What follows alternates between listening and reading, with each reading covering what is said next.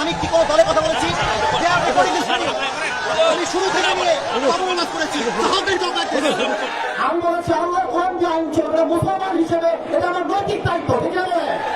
আমি একবারের জন্য বলে দলকে ভোট দেওয়া লাগবে। আমি বলেছি পার্লামেন্ট চলবে আল্লাহর কোরআন দিয়ে, এখন দলের কথার মধ্যে মুসলমানদের কথা চলবে না। পলিটিক্যাল পার্টি আপনি কি বুঝে নিয়ে আসবেন? আমি তো রাজনীতি করেই না রাজনীতি। আপনি যদি আইন সহ্য করতে না পারেন আপনার ইমান থাকবে না, শুধু ভাড়া আমার। আমি চাই আল্লাহর কোরআন দিয়ে দেশ চলবে, এটা কোনো রাজনীতি নয়, এটা আমার মুসলমান হওয়ার পরিচয়। তাকবীর, নারায়ে তাকবীর।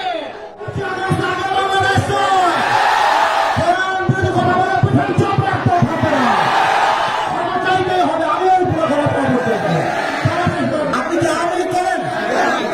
আপনি আওয়ামী আপনি কথা বললেন আল্লাহ আইন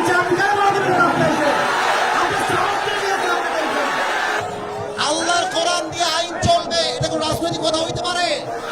এটা মুসলমানদের পরিচয় পাবে। আগামী সংসদ চলবে কোরআন দিয়ে, যেই বেড়াবাদের পেছন রাখতেও থাকবে না যুবক ভাই আমার।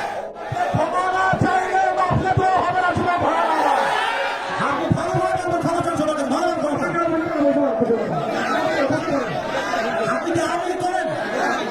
আপনি আওয়ামী আপনি কথা বললেন আল্লাহ আইন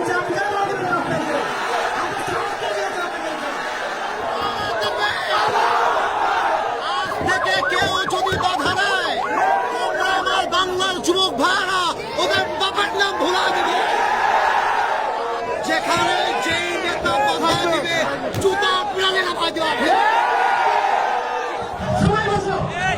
আমি কি কোনো দলের নাম বলেছিলাম, কাউকে গালি দিয়েছিলাম?